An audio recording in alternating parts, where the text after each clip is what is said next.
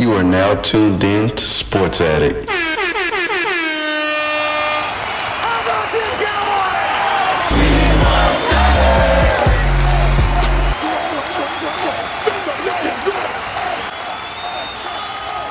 Yeah, I just dropped off the little man with the in-laws. Man, the in-laws are so clutch. The only reason I'm able to even do this right now. Shout out to the in-laws.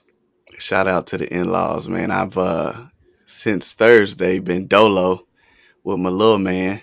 The wife is out of town. The wife is out of town for a bachelorette party in Vegas. Mm-hmm. And I can't believe she left you in charge for 3 days. Four. 4 days. Who's counting? She's tripping. Who's counting? She's tripping. You know, so I saw they were going to they went to the Usher concert last night. Okay. You know, he has a residency out there in Vegas. I didn't know that, but he's a good time. Great artist. Do you remember back in the day I had the 8701 on cassette? I don't remember that. No, I don't remember that. That was the My Way. I was a big Usher fan back in the day. Usher, talented dude. I remember. Don't cap. No, I remember. Okay. I remember. I was in like the 4th grade. It was the first year we were able to get like lockers in school, and all the girls had the Usher posters in their lockers. Yeah.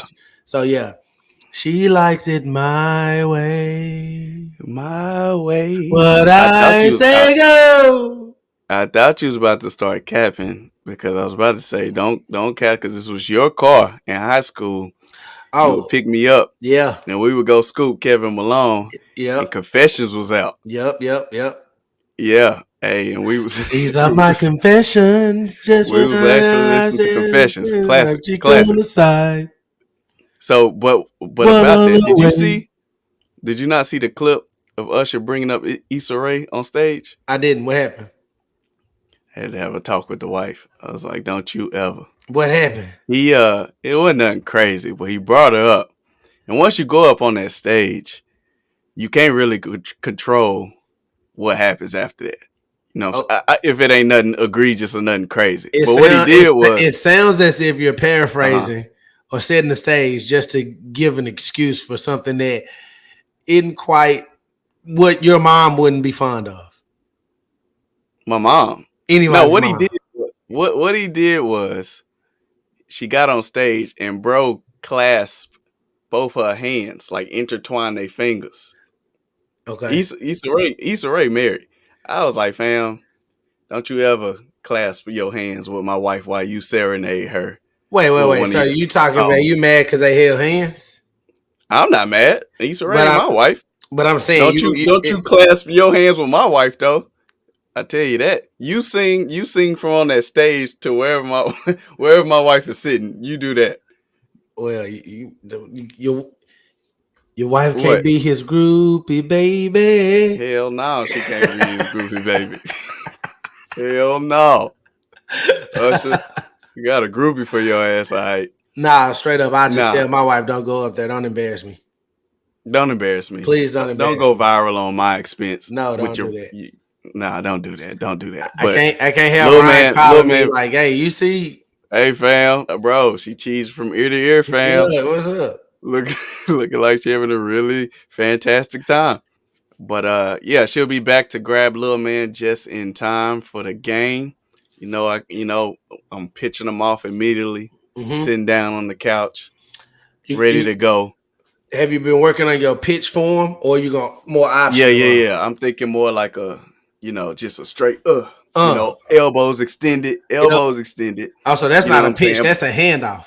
Handoff, you right. Handoff. I promise you there won't be no play action. No play action. Actually being handed off. No play action. That's the play. Take him and run.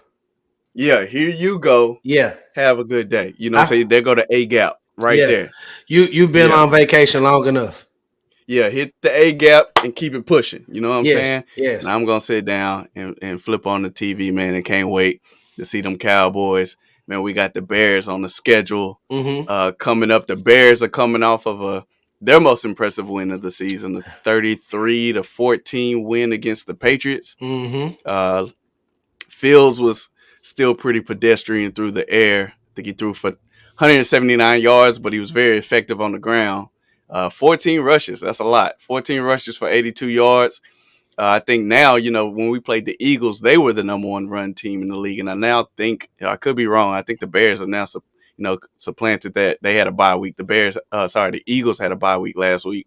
And I think the Bears took the lead as the number one rushing team you're in the talking league. about total yards, right? Total yards. Okay. Total rushing. Rushing. They got the kind of the combo backs of David Montgomery and Khalil Herbert, in addition to Justin Fields' ability on the ground. So of course that's going to be, before the New England game, they definitely look pretty pedestrian. I could care to watch another Chicago Bears game.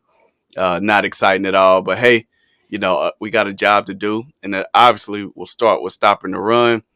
So for the defensive side of the ball, obviously how we stop the run. What are you looking at to be our main keys? What do you expect Chicago to be able to do against us? That's going to be tough. I don't think the Chicago are going to be able to move the ball that effectively on us.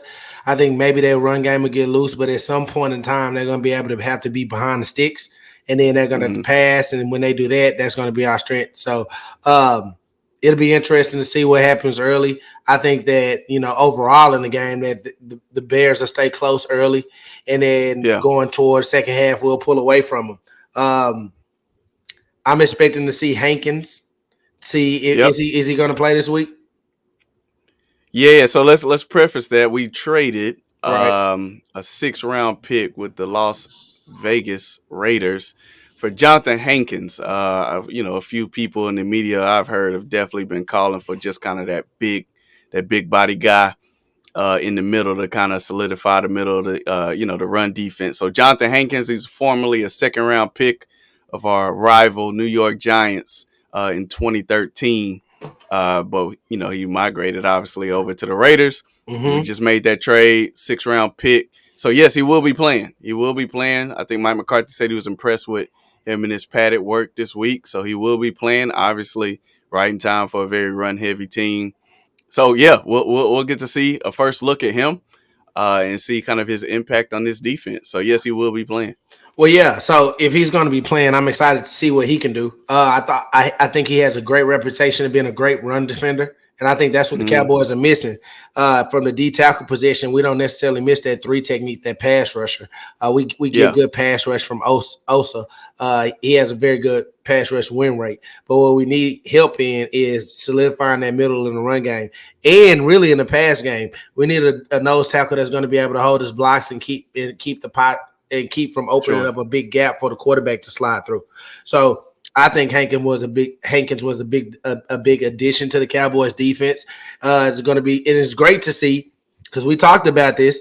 It's great to see that Jerry and Steven are doing things in season to help us get better and try to go for it. Because like I said earlier in the year after the Philadelphia game, or prior to the Philadelphia game, that the NFC is wide open.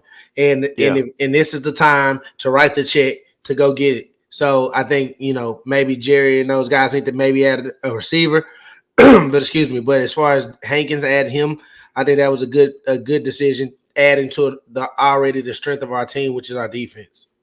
Yeah, I definitely, was happy to see that we're not going to be like stubborn, right? If we see an area of need that we can improve in, that we can make some moves to kind of try to shore that up. So that was definitely good to see. It'll be interesting to see if, when Micah does play that linebacker position, if a guy like Hankins can keep him clean. So another kind of interesting development with that move, I saw, social media is a big indicator in today's world, in today's society. So there's been talks of Neville being on the block.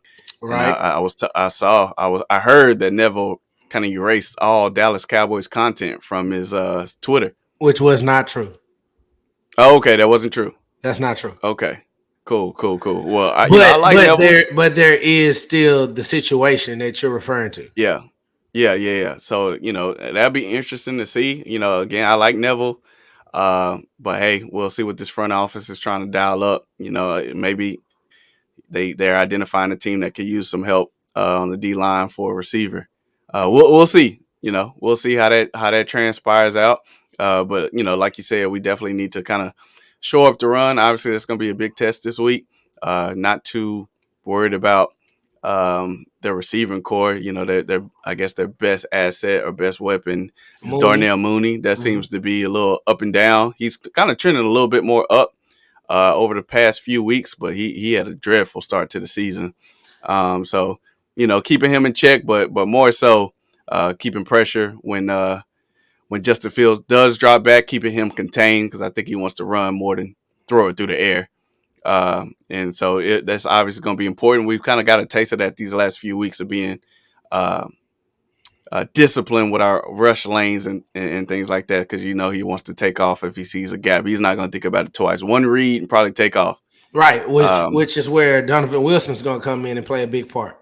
Sure. Because I'm sure he's going to be on the spy. So if Justin Fields drops back and decides to take off and run, then you got you know what I like to call him thug life. He right there gonna make the play.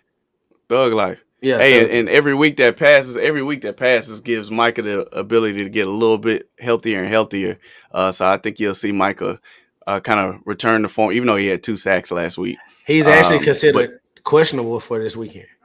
Right. He's is it a new injury or kind of the same deal? I'm not quite sure. I didn't read much into it. I just noticed. We'll have to check that out. They said that he was questionable. Yeah. So on the flip side of the ball, mm-hmm. you know, the I guess one of the bigger pieces they had was pass rusher Robert Quinn, right? That we were going to have to pay attention to. That kind of leads into, you know, he was traded to the Philadelphia Eagles recently. I believe am I wrong with a 4th round pick? Fourth round pick. Mixed reviews from the Cowboys community on whether that was a good trade or not. That was a big debate topic this week. A lot of people feel like, you know, dang man, look at the Eagles. They one-upped us. We traded for Hankins and then they came right back and they came out and got Quinn. A lot of other people say, well, he's got 1 sack on the season. I think like 3 tackles, and he's like an $8 million cap hit to the Eagles that they're taking on. Yeah.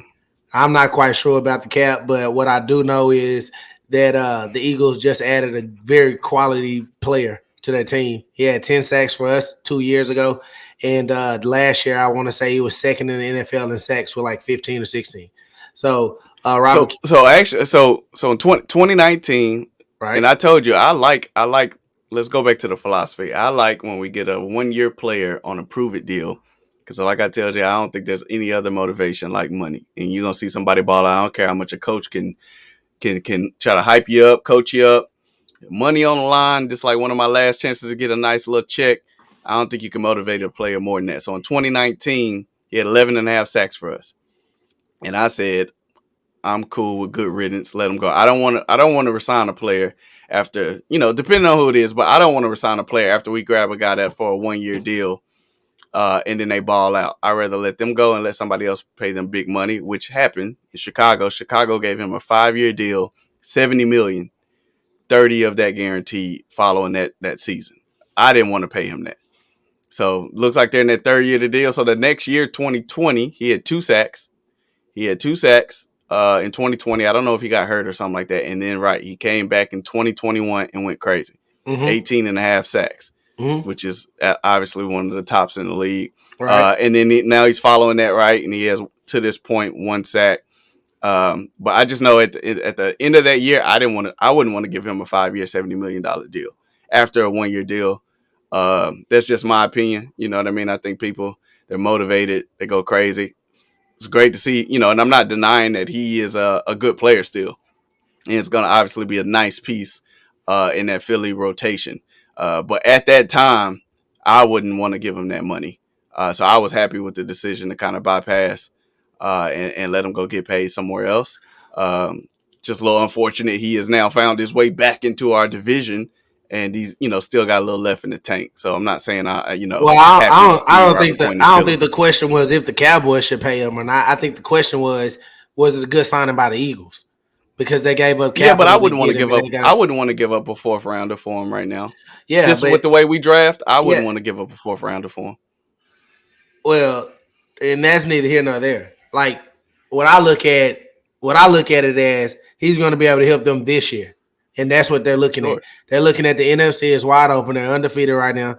They're leading their division, and right now they're saying, what can we do to put us over the top? So what the Eagles and Harry Roseman did was they went and gave up a 4th rounder, even though I think they still have 2 first-round picks because I think they had the Saints first-round pick this year. So with all that said, whether you agree with it financially or you would have wanted the Cowboys to do it, what happened is a quality player just got, added to it, and they're our division rival. So that's so they've done a better job with us. They've done a better job with us acquiring picks to have that luxury to do these type of things. Right. That's what it really come down to. There's no argument on if we even needed Robert Quinn. I don't even think we needed Robert Quinn. I think the conversation is, oh my God, the Eagles just got better. Did you see what they're trying to do now? That first round pick that the Saints gave them, or they exchanged, they're trying to get, possibly give that back for Alvin Kamara. Okay, that's fine with me. I don't care about that. That don't move me. That Alvin Kamara doesn't move me like Christian McCaffrey to the 49ers moves me. They already got Miles Sanders. He's already on pace for 1,400 yards. What are you gonna do? Yeah, I don't think they need another running back. I mean, at the end of the day, it's like, what is it gonna do? What is it gonna add? Like, what does it bring to the table? Alvin Kamara is still a very talented player. He's a good player, but Miles Sanders is playing very well right now. He is. I don't know if it's going to go through. Definitely some talks about that. I hope it goes through, actually, because now you take another draft pick away from a first-round pick. Yeah, get the pick. Go get him. But still in that notion of what you're saying to the masses, saying they're trying to go for it right now. Yeah, but some just making a move for the hell of making a move, for the sake of making a move, is just making a move. Like, I don't think that running back is a weakness for the Eagles. I agree. And I think that if they want to add, Kamara, they want to go trade for Kamara, hey, be my guest, give up a first-round pick for him. And why would you give up a first-round pick for Alvin Kamara? And maybe they won't get a first-round pick for him. I know that's just what the Saints are asking for. Yeah. What? No. No. They're not going to get a first-round pick. We'll see. Maybe Howie's like, no, you can get this second and some change, because I think I wouldn't give up a second. I'd do something more like a third and fifth, something like that for Alvin Kamara. I think he's in some legal issues that start next season, so we'll see. Mm-hmm. We'll see. So we'll see how that pans out. All right, so it looks like we are, they're still trying to play the coy game a little bit, but it looks like we're officially going to be out of Ezekiel Elliott for the week, letting that knee get a little bit better. I know that's a bummer, and he is a good player. Do you feel like we're doomed without his presence? Do we have a chance to win this game? Zeke not playing. Do we have a chance to win the game without Ezekiel Elliott? You let me know. I'm surprised you don't have his jersey on today. Zeke not playing. What's the point? Can we win? Can we win? Without Zeke Elliott? Correct. It's going to be hard, man. It's going to be difficult. It's going to be hard, man. Because that means if no Zeke Elliott is there, to keep the Cowboys offense on schedule, to get those short first downs. Sure. The Cowboys are going to have to lean on Rain Dakota Prescott this weekend. He's trash. They can lean on Tony.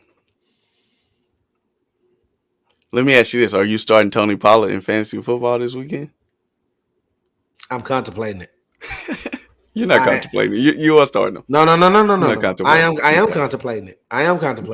All right. I'm so deep. I might not have a space for him. Let me go look at it. Pull it up. Is he already in the starting lineup? No, he's on my bench right now. Are you lying? I promise to God. Yeah, you see how deep I am. Hold on. Let me stroll to the standings. So it's McCaffrey. Stroll to the standings. It's McCaffrey. Let me find your team. Wait. Let me find your team. Let me stroll to the standings first. You gonna go to the standings before you go to my team? Let me skip past. Why you got to do it in that order? That's first. Let me go down the list. Who's first? Hold on. I got to scroll down the list to find you. Oh, where is your name at? At the top. You right there in front of my face. Okay. Are you still scrolling? I just saw you do a big swoop. Yeah, I had to do a big swoop. I saw that. I noticed that. I saw that. Big swoop. Yeah. Okay. He's on the bench. Okay. He's on the bench. He's on the bench. Okay, so now I like how you so eloquently transitioned into fantasy. I guess this is a fantasy segment portion. So Ryan, for all that don't know, I am on a 3-game losing streak. And part of that losing streak was partly my own fault, bad coaching. And Ryan has risen to the number 1 seed in our league. So he's number 1 overall. However, Ryan was struck with some bummer news this weekend. Sure. It happens. It's fancy. It happens. Yeah, but now you're injured at a position of weakness. That was already a weakness.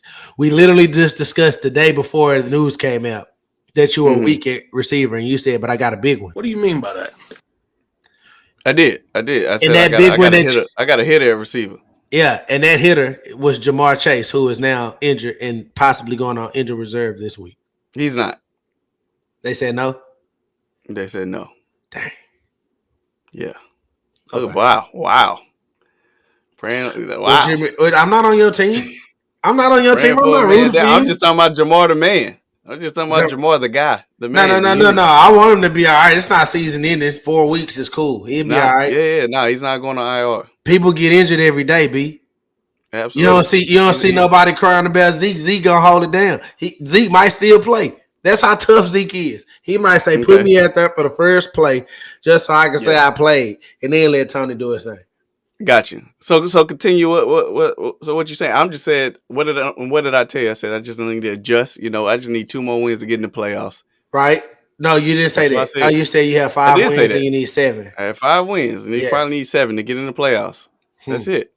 Well, we'll see. We'll see when you get in the playoffs. And if anybody has to play me in the playoffs, it's going to be a problem. So either way, I'm not worried about it. Yeah, just get in the playoffs.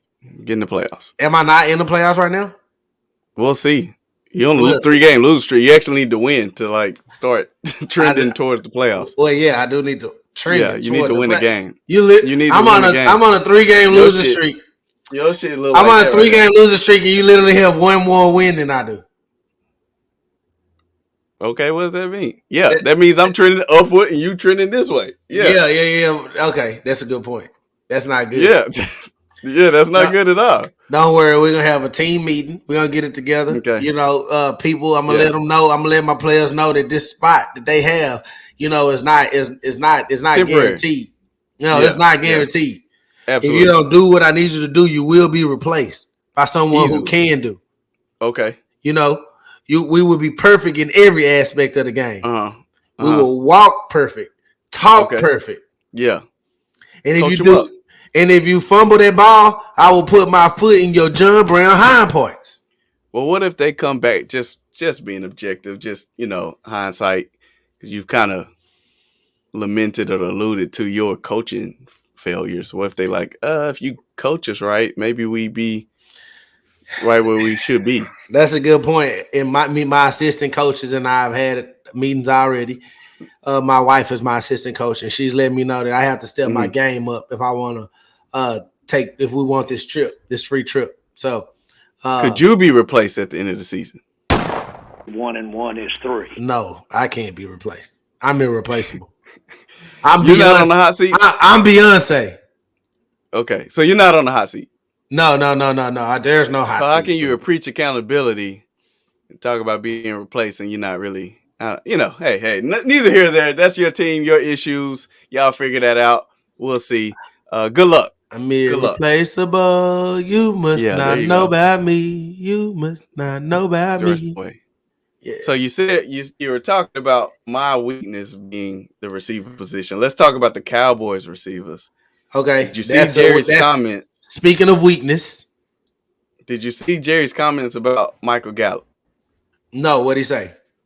He didn't go too crazy. So I'm just paraphrasing, being like, fam, we need you to play better. We need some big plays out of you, especially the big down the field plays.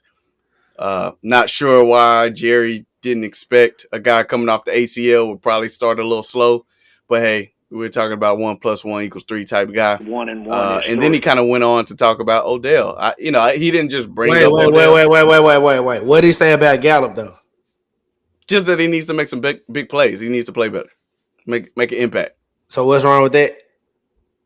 I ain't say nothing wrong with that. I just said I think it's probably not crazy to expect a player off ACL to start a little slow, and then for you to feel like you was gonna jump straight into it. Like we was cool though. We was cool with CD and Gallup coming back. We was good and we was straight. So for you not to expect him to start slow and you felt good to go at that position is you own some of that too.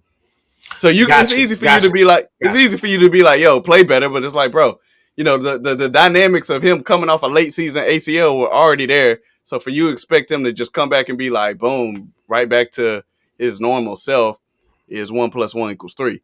Right. And so when it doesn't add up, you just quick to be like, hey, bro, you need to play better. And I'm like, okay, sure. But you knew that was going to probably be the case. You just ignored it. You think Michael Gallup in the locker room thinking like, man, why he didn't say that to Dak?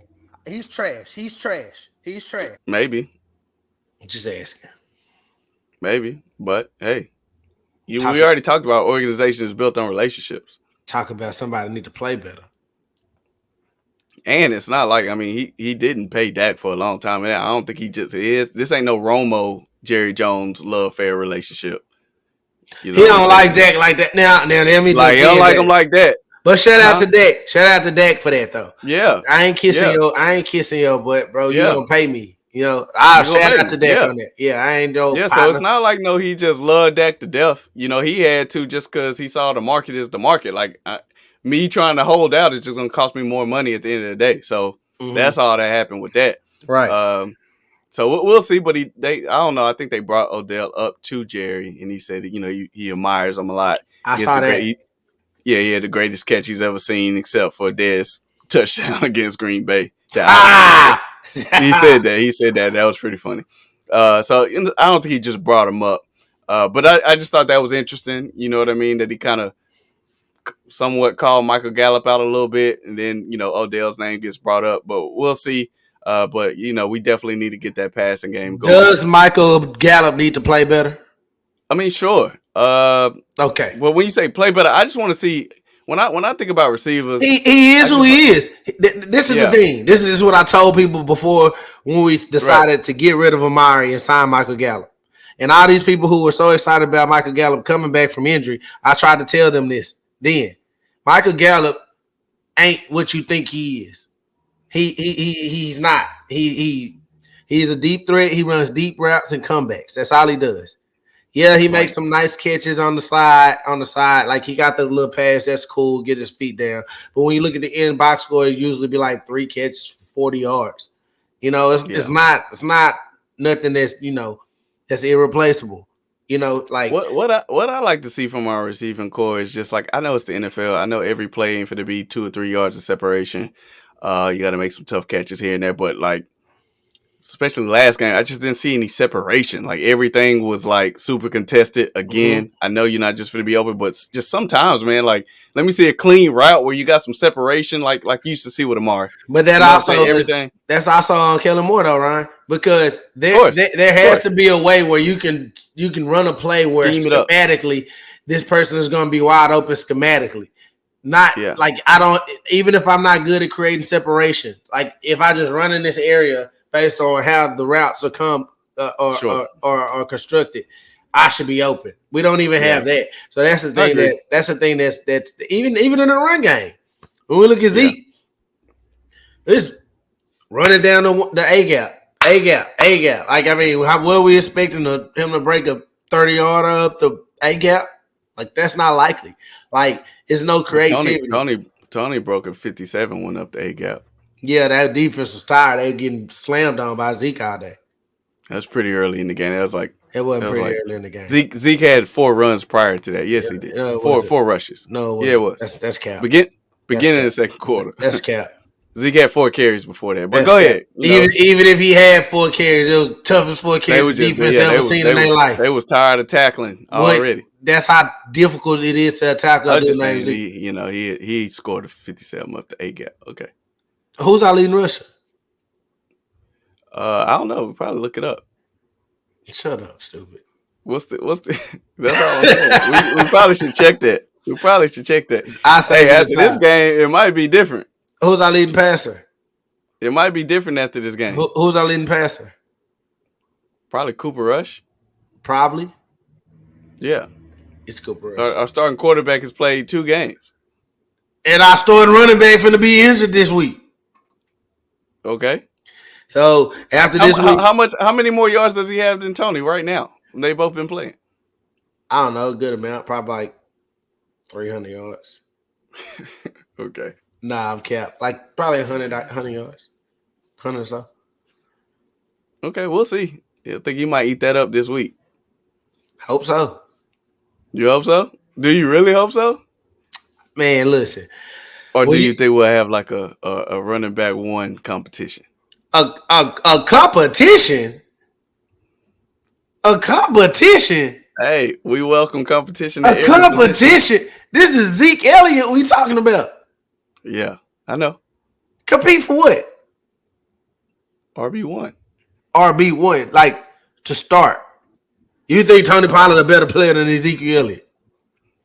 Not all around. Okay, then why would it be a competition?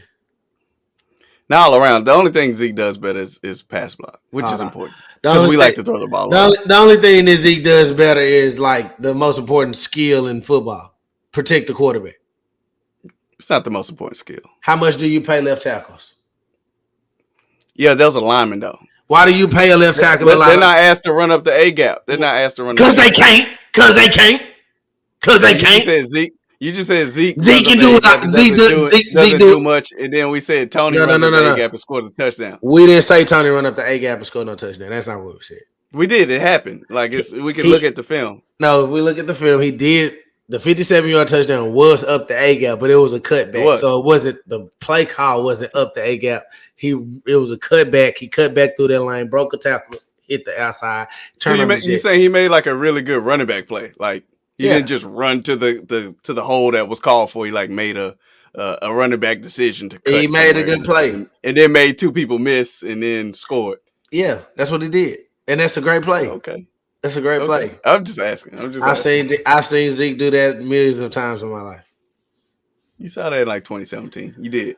Oh my God. Oh Real my talk. God. Oh my God. I just saw him jump over a dude last week. I remember the play. It was against Cincinnati when he hit the A gap. Boom. Gone. Yeah, 7. That was like 2017. Yeah. What about the Steelers? What about the Steelers? That was 2017 too. Yeah, touchdown. Game winner. Let me holding the football up. Yeah. How old were you? It was like 30. 30. Don't be calling me old. 30, you was 29? I was like 22. 2017. No, you were like 29. You were like 22. I'm just saying. That was a minute ago. You know what I'm saying? Life was different. Life was different back then. Listen, look at your life. I'm gonna just say, I'm just saying like this. I'm just saying like this. A little different. I don't like how you disrespect Ezekiel Elliott. I don't disrespect Zeke. Zeke has been nothing but a pillar in our community. He ain't been nothing but a force to be reckoned with on the field. How you know he's a pillar in our community? Oh, he's a pillar in our community. Yeah, what you seen? All kind of give backs. Okay. Yeah, he's a pillar. And also he's tough. I see more of the practice squad players and stuff like that, honestly. You see the what? More of the practice squad players that, when you see on TV, they're at the hospital or the Salvation Army. Yeah, Zeke donated $21,000 to the Salvation Army. Yeah. Facts. Yeah. Oh, you forgot about that, huh? What was that? You forgot about that. Because I said he's a pillar in our community and he should be respected as such. Yeah. Nice little text right off. It is, though. It is. Shout out to Zeke. Now, real talk, he shouldn't. Tony, if Zeke's healthy, he shouldn't start over him. If Zeke's healthy, Tony shouldn't start over him. Is what you meant to say. That's what I meant. Yeah, I think Tony. Should, you can't stay in that like 15 to. He needs the ball at least 15 times a game, though. I don't care what's going on with Zeke. All right, Tony definitely needs the ball 15 times a game. I don't care if Zeke healthy or not, though. So no, he does. He does need the ball 15 times a game, and Zeke needs the ball like 20. So if you get a Zeke the ball 20 times, Pollard the ball 15 times, that's 35. That's 35 rushing attempts right there. That means Dak should be somewhere around 20 to 25 passing attempts.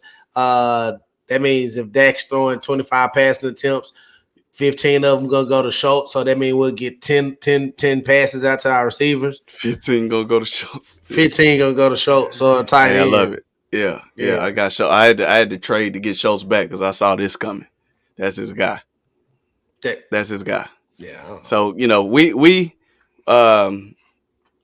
So speaking, welcoming the Bears. yeah, that's what I was about to say. So speaking of the Cowboys and offensively, knowing that Zeke's not going to play, knowing that we're going to have to lean on Dak, knowing that we don't really get much separation from our receivers, knowing that they lost a good pass rusher in Robert Quinn, even though he's only has 1 sack this year. How do you think that our offense is going to fare against the Bears defense this week? I think we're going to be better than what we saw last week. I think we're going to be able to move the ball on the ground. Because the Dak is going to be playing better, is what you're saying? We're going to be I think better? he will. I think he will play better. Because I just don't see how we can be better if Zeke's not on the field. You're going to see, actually. Like, you're really going to see. I do like Zeke, but we're going to see. I think we're going to have some more explosive runs. Malik Davis is going to serve as the backup. Mm-hmm. Watch. I think you're going to see some more explosive runs, but we'll see. I would like to see him get CD a little more involved. I just want to see a big connection between him and CD. I really would like to see that, but it is what it is with the tight ends where you kind of run the ball, play action, throw it to whoever that is on the bootleg, play in the flat. That's definitely kind of like our bread and butter right now. But I like our little trio at tight end with Hendershot, Ferguson, and Schultz. But I like to see CD, make some big plays, man. We see these top receivers make plays every week. I'm not saying open it up and throw it all over the place. I don't want to see that, but I would like to see a couple big plays from CeeDee Lamb. Justin Jefferson was in the same draft as CeeDee Lamb, if I'm not mistaken. I think CeeDee was drafted before Justin Jefferson, right? He was, and Jalen Reagor. And we all look at Kirk Cousins and say that Dak's better than him, right? Yeah. Well, Kirk Cousins uses his receivers, his weapons better. Or is Justin Jefferson better than CD? Yes. Is Kirk Cousins better than Dak? Nah, but they ain't far off the same plateau though, off the same tier. Okay. They right there. Okay. I'll say that. Okay. Yeah, I'll say that. So with that, I do have a prediction. Gotcha. I think this is again I don't put any money on the Cowboys, but I think this is should be a sizable win. I'll predict that. I'd like to think we'll have some success offensively this week. The defense will do what they do. Hopefully we don't have any letdowns, not being able to get up for the game. I do worry about that a little bit. But if I had to say, I'd give us a score of 27-13. Dallas Cowboys. I like it, Ryan.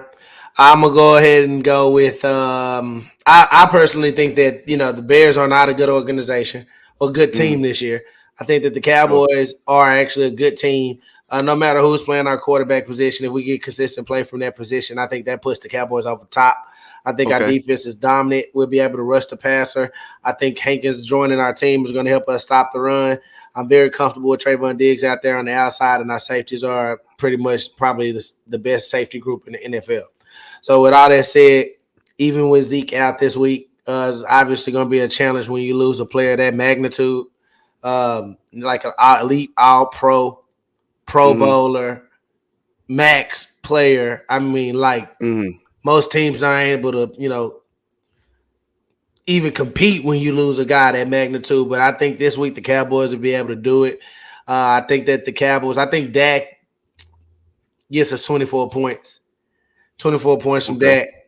And I said defense gives up 10. So I'm going to go with 24-10. Cowboys win by 2 tuds. Pretty easy win. Go into the bye, get Zeke healthy because we're really going to need him on this home stretch. I feel you.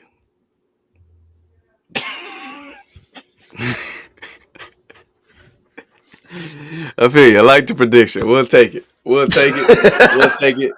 I think those picks, we got the Cowboys coming out on top, and that kind of segues us into Trey's favorite portion of the week. Parlay play of the day with Ryan and Trey. Bow. Boo. So who you got this week, Ryan? All right. So for myself, I don't fault you guys if you don't listen to me. On these picks, I haven't fared too well. But I like my little slate this week. Okay. So we'll see how this pans out. I definitely plan to stop by and ride with my 4 picks. So we're gonna start with Jets versus New England. Mm-hmm. I think the Jets are actually at home and they're receiving 2.5 points. So plus 2.5 for the Jets. I could be wrong. I think they are. Let me look it up. What are they? 5-1 against the spread this year. The Jets, They're up there. They are very good against the spread. Very good against the spread. So give me the Jets. They are 6-1 against the spread. 6-1 versus the spread this year. So we're going to take the Jets plus 2.5 versus New England. Mm-hmm. My next team, another really good team against the spread, Giants at Seattle. The Giants are getting 3 points. So I'm going to take the Giants plus 3. Next game, Bengals at the Browns. The Bengals are -3. I'm going to take the Bengals -3. And then lastly, Tennessee at Houston. That's -2.5 points. I'm going to take Tennessee -2.5. So to recap, that'll be Jets plus 2.5 versus New England. Giants plus 3 versus Seattle. Bengals -3 versus the Browns. And Tennessee -2.5 versus Houston. Dang. I like that. You like that? I like that. I like that. I like that so much. Yeah. Those are my picks for the week. Those are your picks. Those are Sports Addicts pick of the week. Ryan the Train. I co-sign. When you just said that, I don't disagree with anything you said. Any of them. Anything. Okay. We're on the same page. I'm right. Matter of fact, we're gonna put $100 on this 4 pick this weekend, and we gonna come back on Tuesday. And we're gonna tell y'all how it go. I feel you because I think one of the games is a Monday night. I think the Bengals game is the Monday night against the Browns. So yeah, that's fine. I really like that one. The Bengals -3. I like the Giants +3. I'll take the Giants straight up too. Straight up. Mm-hmm. Jets plus 2.5 and Tennessee versus Houston. And I like the Jets straight up too. Yeah. I mean, when you talk about 2.5, you might as well. No. You might as well. You can take the points. Well, I'll take the points. But you're talking about. You're talking to somebody who's lost a lot of games on a half a point. Of 1 point. Yeah. What we're gonna take the points. We're gonna take the points, but I like that slate. Yeah, I like that. I'm gonna co-sign that this week. So Ryan has picked Ryan and Trey's parlay picks of the week this week. Cowboys, Bears this week. Both of us have picked the Cowboys to win. I think by multiple scores. Parlay pick of the week. Ryan, brought to you by Ryan today. I'm excited to see it's a noon game, a game that kicks off at noon Central. And typically those games are easy wins for the Cowboys. So sometimes Vegas lets you know, the schedules let you know when we got a weak game or not. But I hope the Cowboys handle their business and we improve to 6-2 going into this bye week. Let's do it. Y'all can definitely catch us. Please don't forget to comment, like, subscribe. Catch us on YouTube, Spotify, Apple Music. What am I missing? Instagram. Check us out, man. We love the engagement, man. We love the support. We love the love. So appreciate y'all. Let's go. Cowboys this week. We out. We'll see y'all real soon.